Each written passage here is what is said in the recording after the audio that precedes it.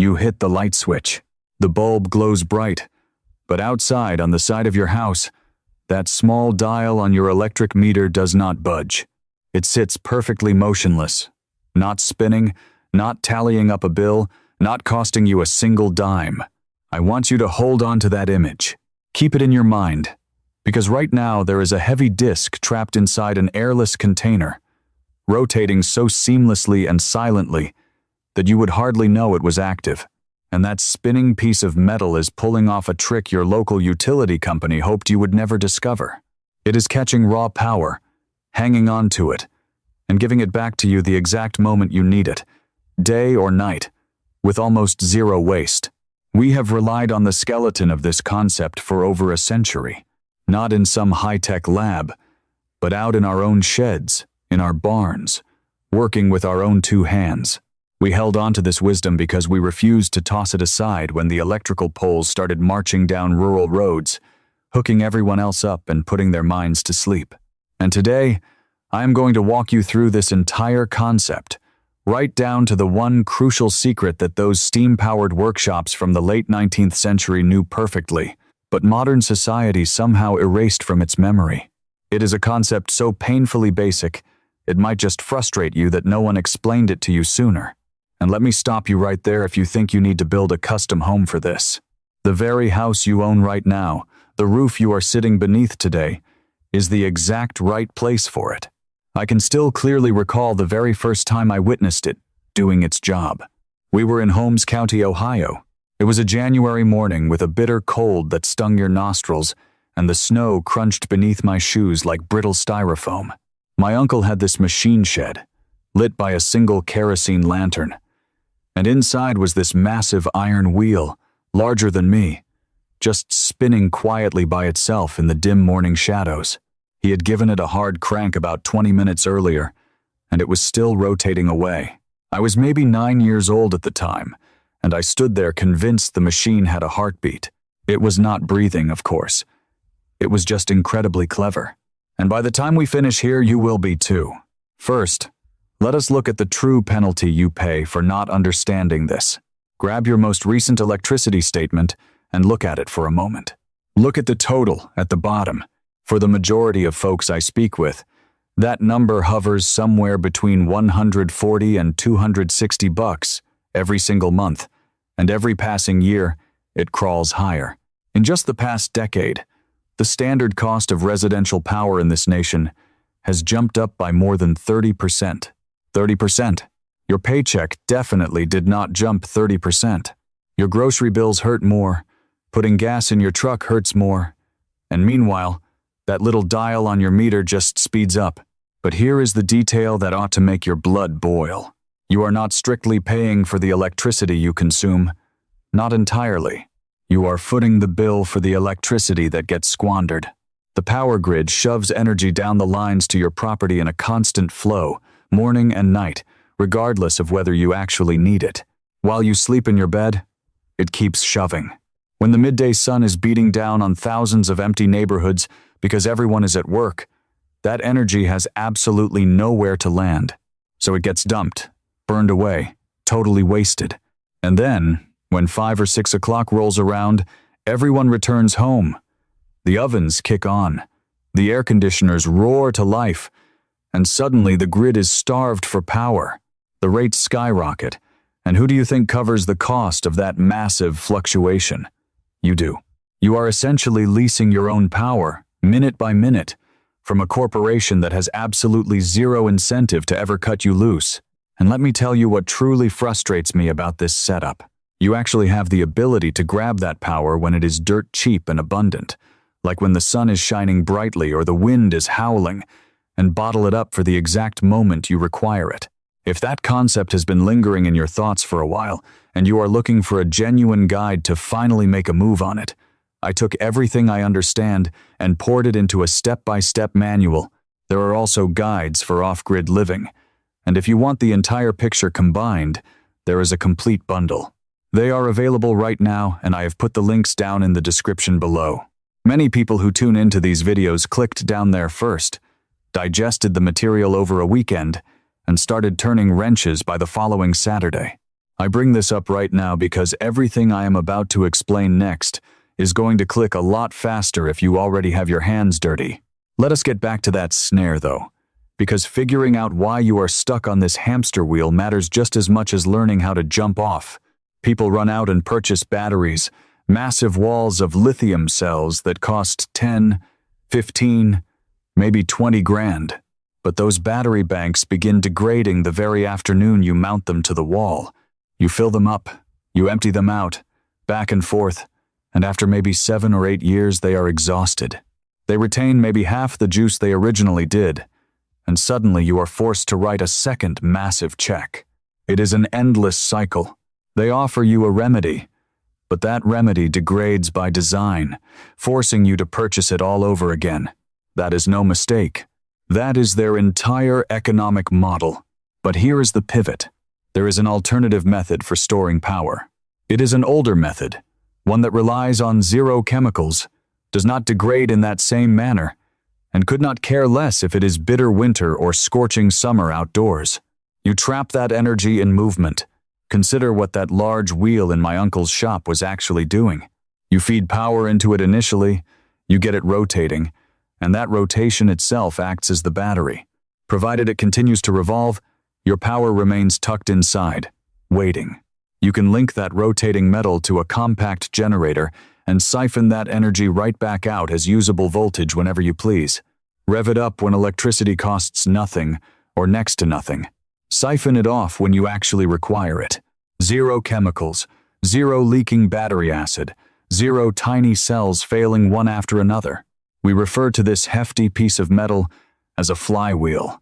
You have encountered them your entire existence and likely never gave them a second thought.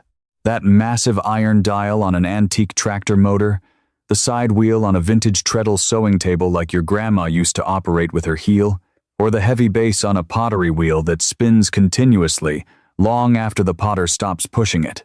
It is the exact same concept. A rotating mass locking energy inside its own momentum. And here lies the raw truth driving this entire concept. A revolving object never halts by itself. It only comes to a stop because an outside force attacks it. Two distinct forces, to be precise. The initial culprit is friction located wherever the object mounts, meaning the axle or the bearing. The secondary thief, and this is the one folks rarely consider, is the atmosphere itself. That metal disc has to physically barge the air aside repeatedly, millions upon millions of times, and that air pulls at the metal, robbing its momentum fraction by fraction until the rotation finally dies. Erase the friction, erase the atmosphere, and that piece of metal simply continues to revolve. That is what a spinning disc inside a vacuum chamber achieves. You enclose that heavy wheel within an airtight shell and you suck all the atmosphere out. Suddenly, that disc is rotating through absolute emptiness. There is zero wind to fight, zero air resistance to drag it down.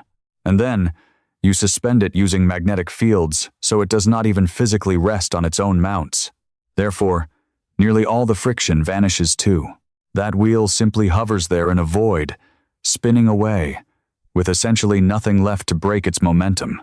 I am going to shoot straight with you, exactly how a good neighbor ought to, because the rest of the world wants to peddle you a fantasy, and I refuse to do that.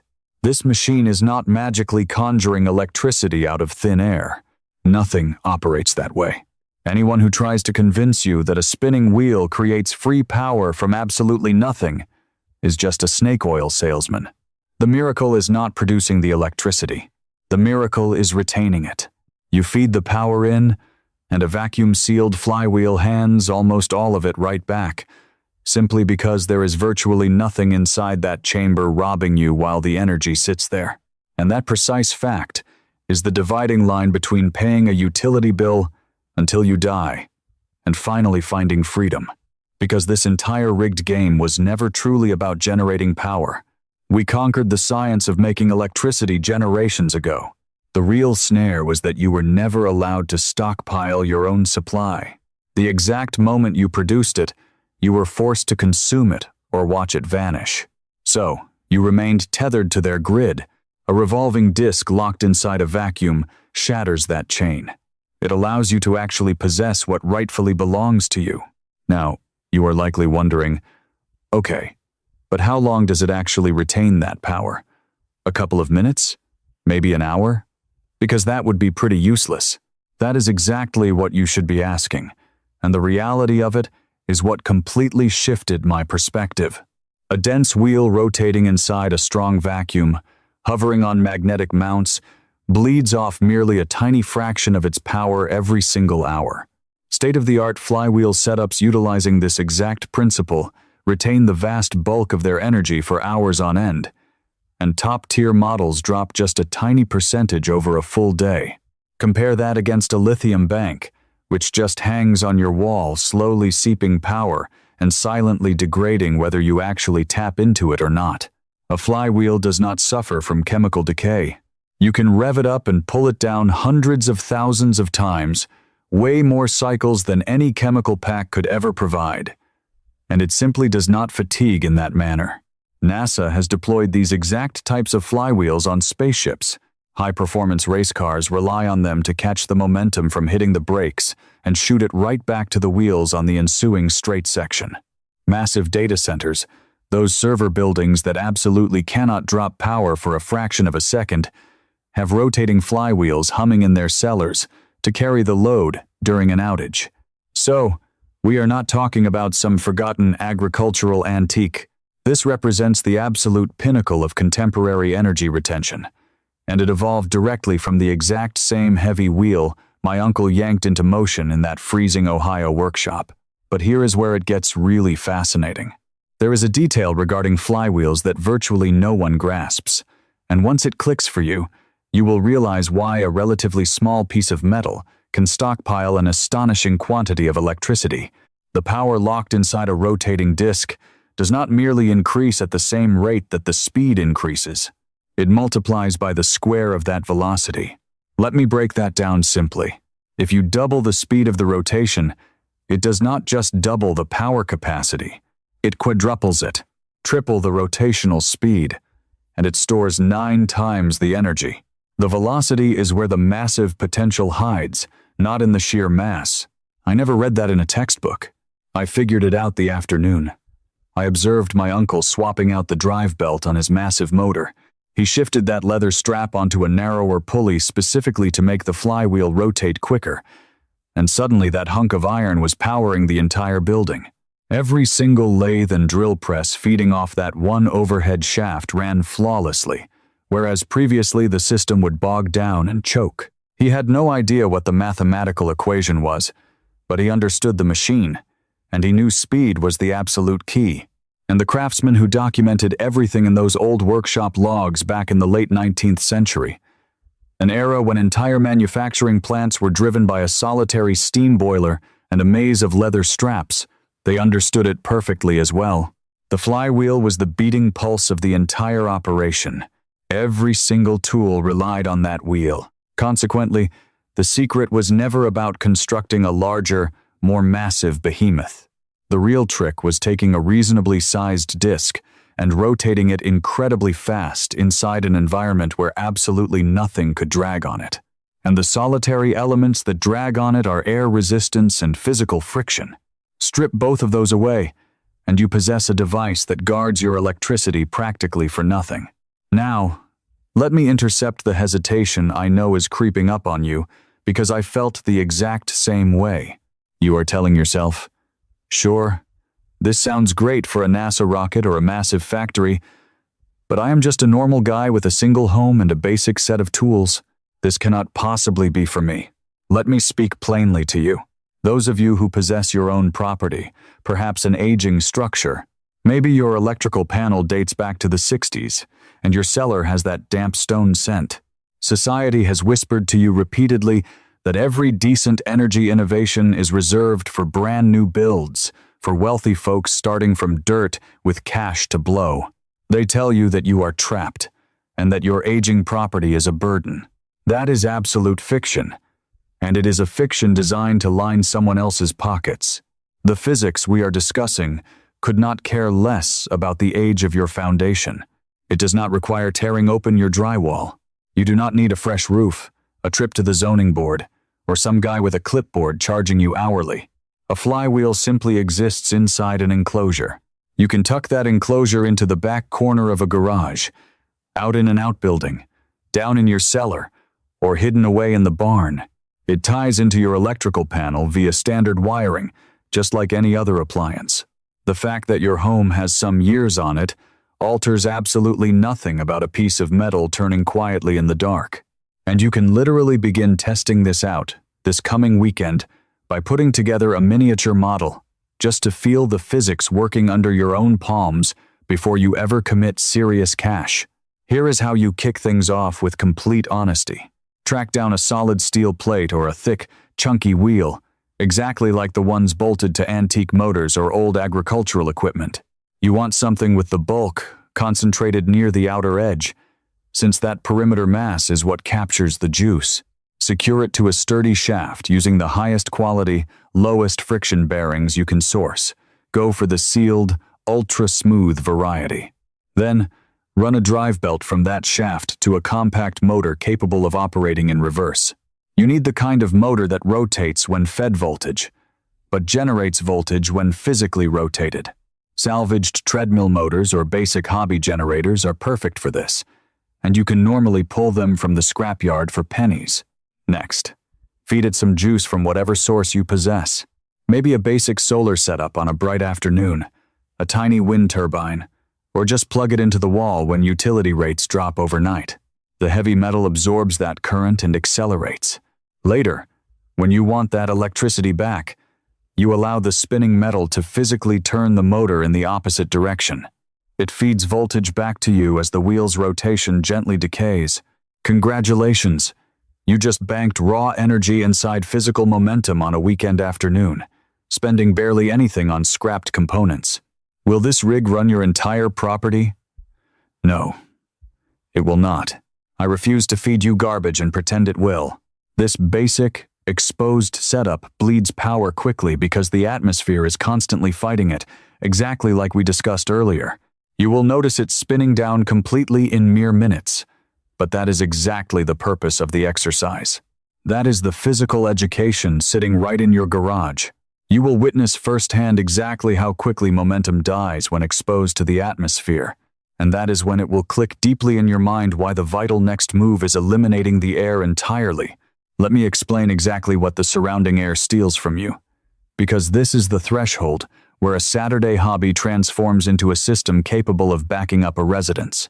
A piece of metal revolving rapidly out in the open can surrender a massive chunk of its stored power just to wind resistance in a couple of minutes. Just minutes. All that harvested energy is pushed aside by invisible air. However, lock that exact same metal disc inside a container. Suck the majority of the air out, and that wind resistance plummets to almost zero. A piece of iron that ground to a halt in 10 minutes out in the garage will glide for hours and hours inside a vacuum. It is the identical metal, the identical speed, but simply altering the atmosphere around it changes everything. That is the core mystery, and it is so ridiculously straightforward it might actually anger you. Now, let us discuss who decided you were better off ignorant of this, and the reason why.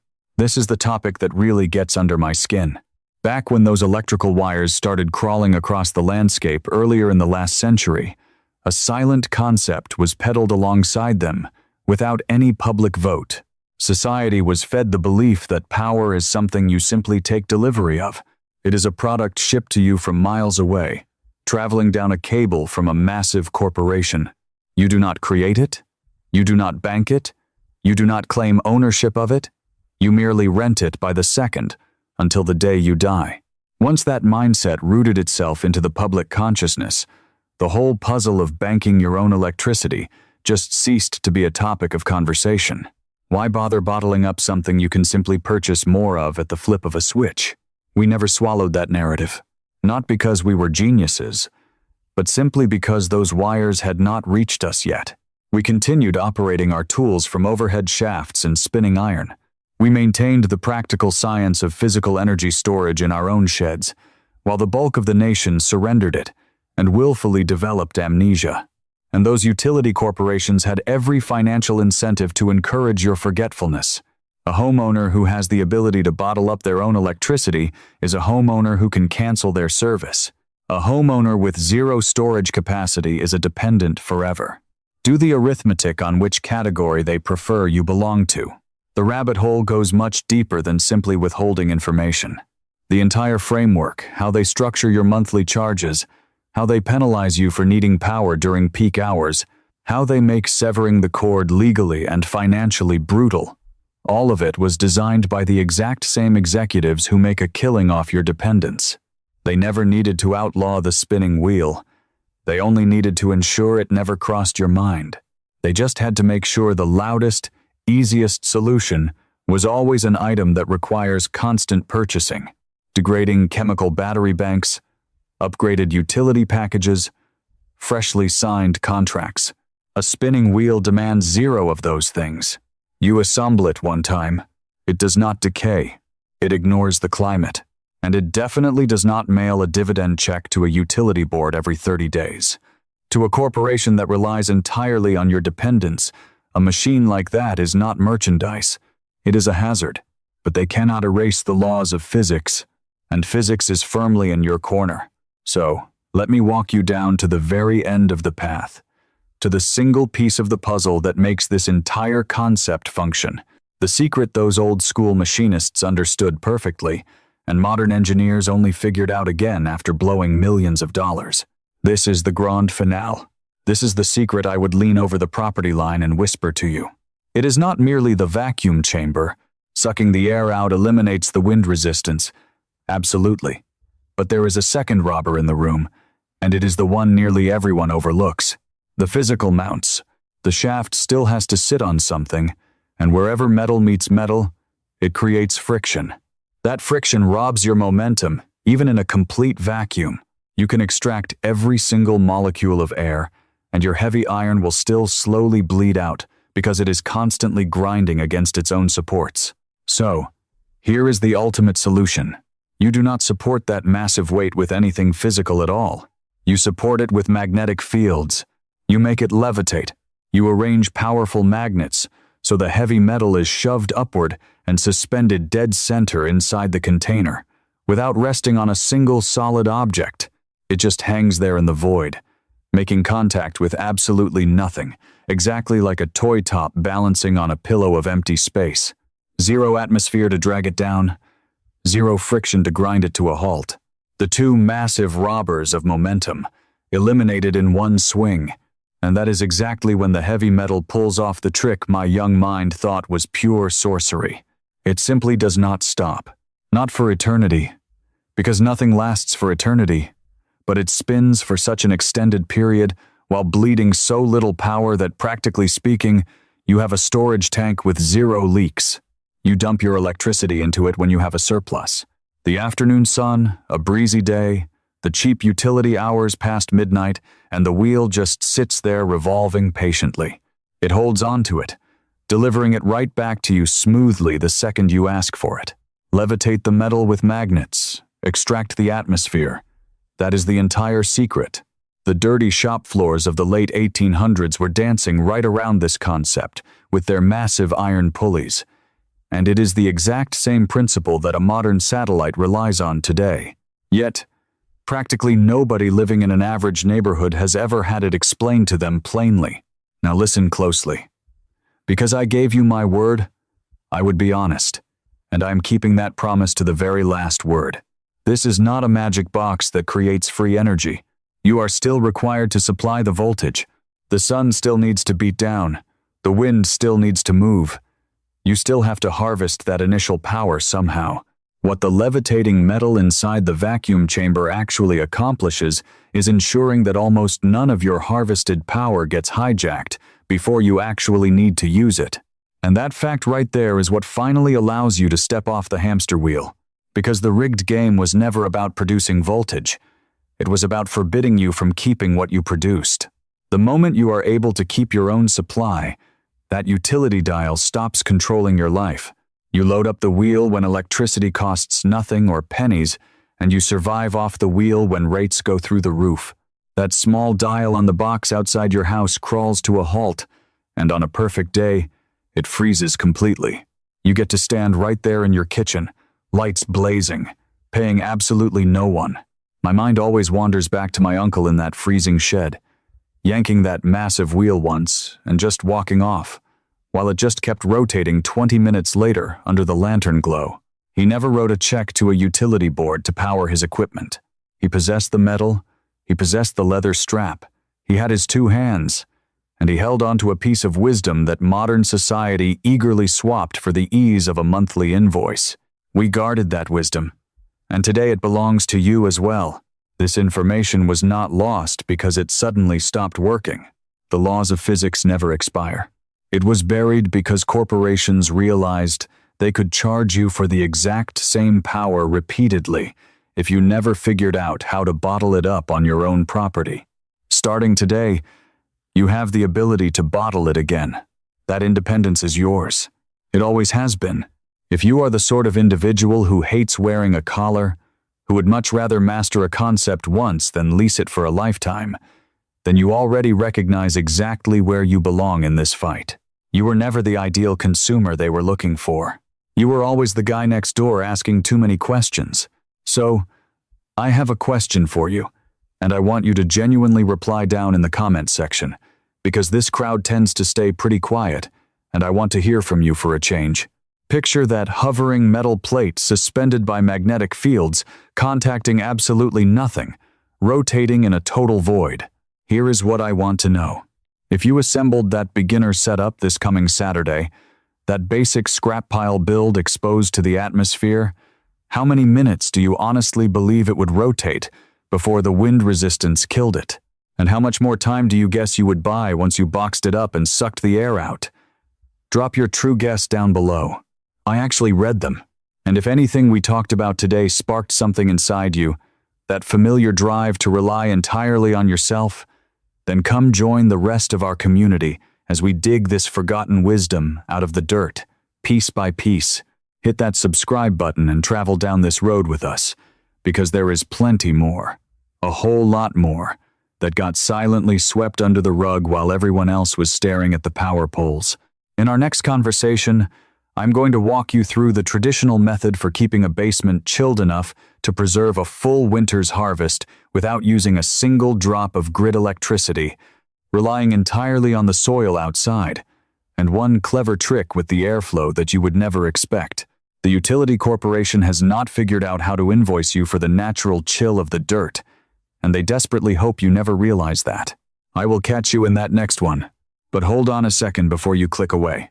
Let me hang out with you for just another minute, because I can sense one final hesitation creeping up, and I would rather address it right this second than let it bother you all evening. You are sitting there thinking, okay, this all sounds fantastic, but is a rapidly revolving piece of iron actually safe to leave running in my shop? That is a completely valid concern. A massive object moving at high velocity contains serious force, and force requires respect. I am not going to sugarcoat that. The mechanics in those antique workshops had deep respect for their flywheels. They built cages around them. They protected them. And the state-of-the-art models today, the units sitting in data centers and orbiting the Earth, they are locked inside heavy-duty steel containment vessels, designed to catch the metal if anything ever goes wrong. Therefore, when you construct your own, you follow suit. You secure it inside a rugged, heavy box. You do not hover over the top of it like an idiot. You handle it exactly how you handle a blazing wood furnace, or a pair of draft horses, or literally anything else that packs a punch.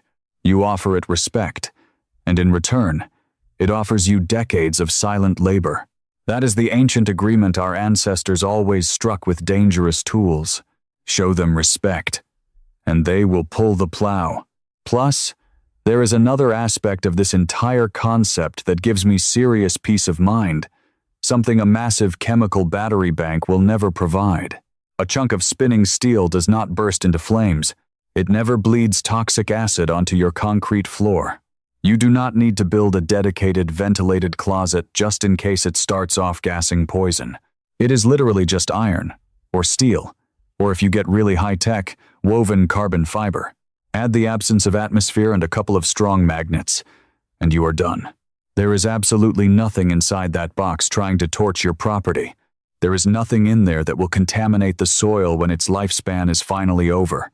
Whenever the day arrives that your wheel is finally retired, it remains a chunk of metal. You can literally throw it in a forge, melt it, and forge a new tool. Try pulling that trick with a fried lithium module. You cannot do it. Instead, you have to write a check to a disposal crew to cart it off as toxic garbage. So, really chew on what we have been discussing here today. This is not just about a cool piece of hardware. It is an entirely different mindset. Modern society brainwashed itself into believing that the only legitimate electricity is the stuff you purchase brand new, right this second, straight from the grid. And if you dare to stockpile it, you are forced to use containers that decay, components you are forced to swap out, products that demand you return with your checkbook ready. We never bought into that lie. We banked our energy inside raw momentum, inside dried crops stacked in the barn, inside frozen blocks sawed from the creek in January, in water backed up behind a handmade dam, and in a massive iron disc given one hard yank. Stockpiling was never the burden. Stockpiling was pure liberty. The corporations simply convinced everyone else into thinking that stockpiling was a job best left to the professionals. It is time to reclaim it. Start tiny. Exactly how I laid it out. Assemble that exposed scrap metal rig this weekend so your fingers learn the reality before your brain tries to talk you out of it. Watch it rotate. Watch it grind to a halt in the normal atmosphere. Once you do, you will grasp it on a gut level. The exact reason the levitation and the vacuum chamber are so crucial. You will be completely done with guessing. You will possess true knowledge. And knowledge is the one commodity they cannot ring up on a register, and they sure cannot take back from you. My thoughts keep drifting back to that freezing January dawn, the crunch of the frozen ground, that single kerosene flame, and that massive iron disc taller than a kid, spinning entirely on its own. My uncle was not even in the shed.